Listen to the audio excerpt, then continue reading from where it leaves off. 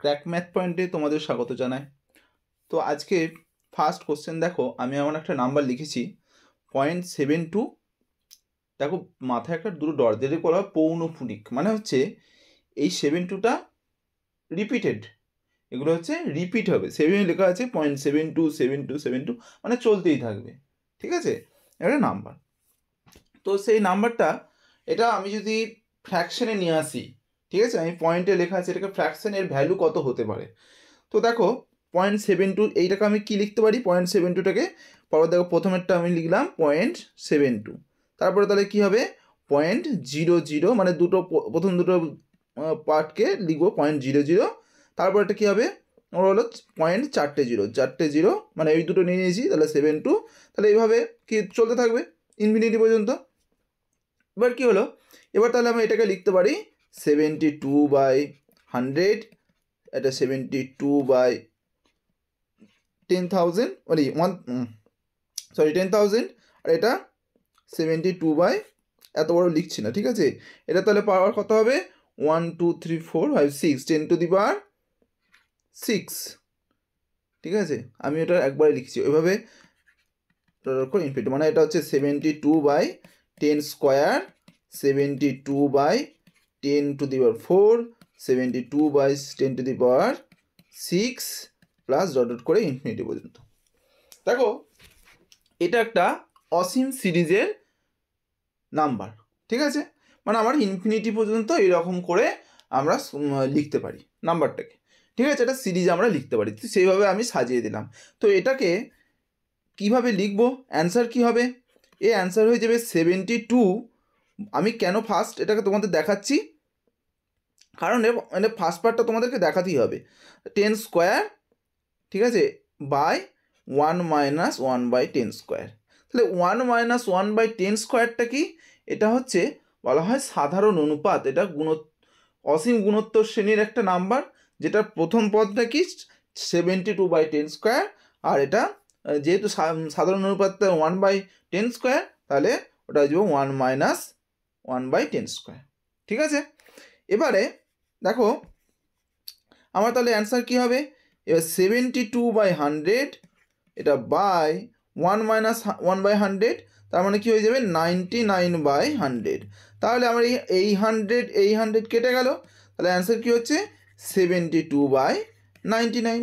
দেখো 8 9 72, 11 9 99, তাহলে 8/11 অ্যান্সার।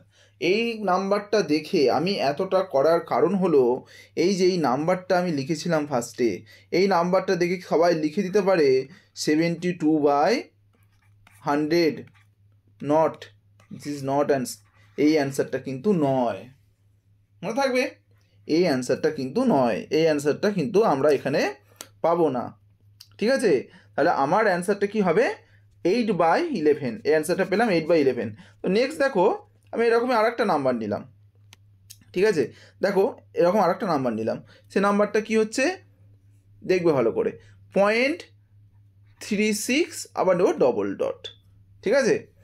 এবারে তাহলে আমার এটাও সেই রিপিটেড আসবে তো 0.36 মানে তারপরে 36, তারপর 36, এগুলোকে বলা হয় টার্মিনেটিং, মানে আমি এটাকে একটা জায়গায় এটাকে আমি স্টপ করতে পারি। কেন, ওই যে 6টা আছে, হ্যাঁ, আমি যদি বলি আপ টু 2 ডেসিমাল বা আপ টু 3 ডেসিমাল, তখন এই নাম্বারটা আমি নিতে পারবো।